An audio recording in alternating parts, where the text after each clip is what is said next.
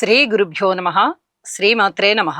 మా భక్తి టీవీని ప్రోత్సహిస్తూ ఉన్నటువంటి మా ప్రేక్షకులందరికీ ధన్యవాదాలు తెలియజేస్తూ, ఛానల్ని చూస్తున్నటువంటి వారు దయచేసి సబ్స్క్రైబ్ చేసుకోవలసిందిగా మరీ కోరుకుంటున్నాం.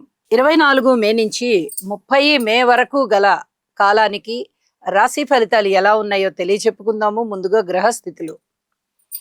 మేషంలో కుజుడు, వృషభంలో రవి బుధులు, మిథునంలో గురు శుక్రులు, సింహరాశిలో చంద్రకేతువులు, కుంభరాశిలో రాహువు, అలాగే శని గారు వచ్చేసి మీనరాశిలో. ఇలా ఉంటూ ఉండగా వారాంతంలోకి వెళ్ళేటప్పటికి బుధుని యొక్క సంచారము మిథున రాశిలోకి వెళ్ళి ఉన్నది, చంద్రుని యొక్క సంచారము తులారాశిలోకి వచ్చి ఉన్నది. ఇక గ్రహ సమ్మేళనాల యొక్క ఫలితాలు ఏ విధంగా ఉన్నాయో చూస్తే, రవి బుధుల యొక్క స్థితి సంచారము వృషభ రాశిలో ఉంటూ బుధ ఆదిత్య యోగాన్ని సూచిస్తూ ఉన్నది. ఇది అన్ని రాశుల వారికి మంచి యోగాన్ని ఫలితాన్నే ఇస్తుంది. ఇక గురు శుక్రుల గురించి చాలా ప్రత్యేకంగా చెప్పుకోవాల్సి ఉంటుంది. అయితే గురు శుక్రులు ఇద్దరు కూడా శుభగ్రహాలే అవుతూ ఉన్న కారణం చేత, ఇద్దరు గురువులే అవుతూ ఉన్న కారణం చేత ఇక్కడ అన్నీ కూడా శుభయోగాలు ఉంటాయి. ముఖ్యంగా ధన యోగాలు ప్రబలంగా ఉంటాయి. అది ఏ ఏ రాశులకి ఉన్నాయి అనేది మనము రాశులు చెప్పుకునేటప్పుడు తెలియచెప్పుకుందాము. అలాగే చంద్రకేతువుల యొక్క పరిస్థితి సింహరాశిలో అనుకూలమైన ఫలితాలనే ఇస్తూ ఉంటుంది. ఇద్దరు మిత్ర గ్రహాలే అవుతూ ఉన్న కారణం చేత. అయితే ఈ కలయిక కొంచెం అనుమానాన్ని వ్యక్తం చేస్తూ ఉంటుంది. ఎవరిని తొందరగా నమ్మేటటువంటి పరిస్థితి ఉండదు.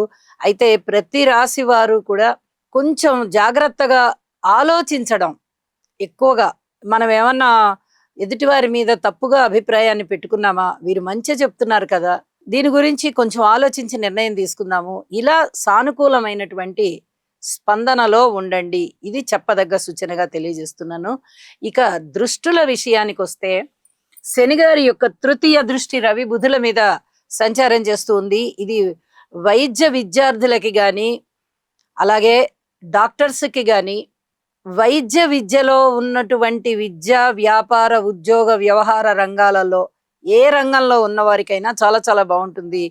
దీనితో పాటుగా ఏదైనా చర్మ వ్యాధుల్ని సూచిస్తూ ఉంటుంది. రక్తానికి సంబంధించి, చర్మానికి సంబంధించి ఎలర్జీస్ ని సూచించే విధంగా ఉన్నది అని చెప్పి తెలియచేస్తూ ఉన్నాను. ఔషధ సేవ తప్పనిసరి. ఇక గురువు గారి యొక్క నవమ దృష్టి రాహు మీద పడుతూ ఉంది. ఇది కొంచెం దైవభక్తిని పెంచుతున్నట్టే ఉంటుంది. మళ్ళీ నాస్తిక భావాల్ని కూడా కొంచెం పెంచుతున్నట్టుగా, మధ్య మధ్యలో కాస్త తగ్గిస్తున్నట్టుగా, ఈ విధమైన ఆలోచనల్ని పెంచే విధంగా ఉంటుంది.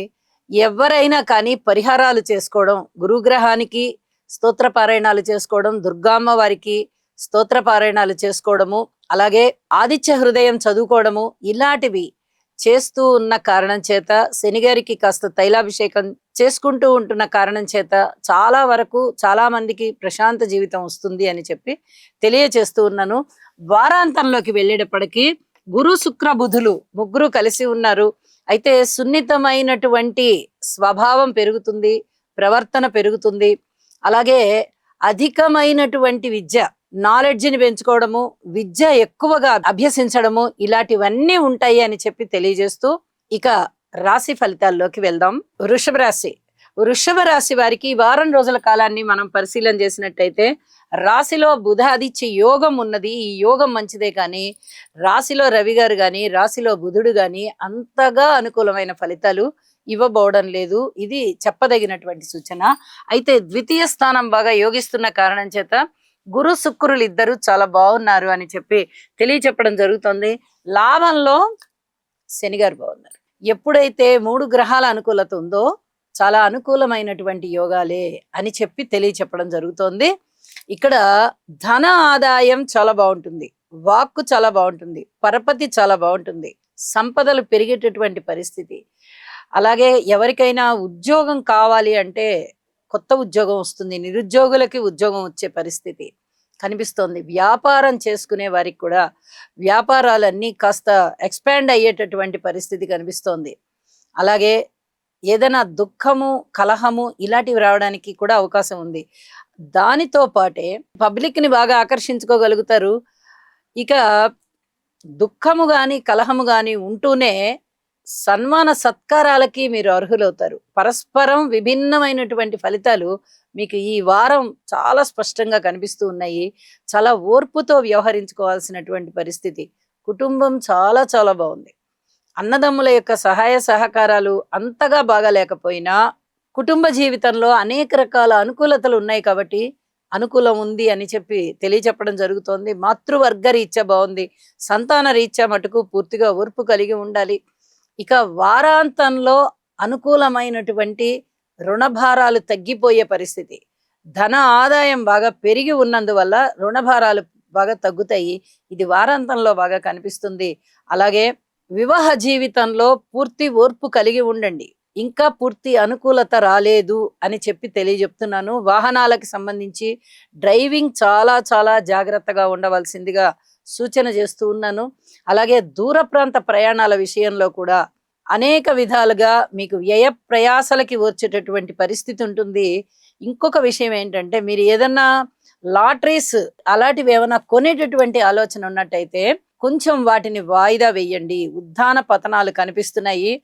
ఖచ్చితంగా మీరు అందులో మీకు లాభాలు వస్తాయి అని చెప్పడానికి రాదు. ఇతర వ్యాపారాలలో ఏమన్నా లాభం రావచ్చు కానీ లాటరీస్ లాంటి వాటిలో మటుకు వచ్చేటటువంటి పరిస్థితి కనబడబోవడం లేదు.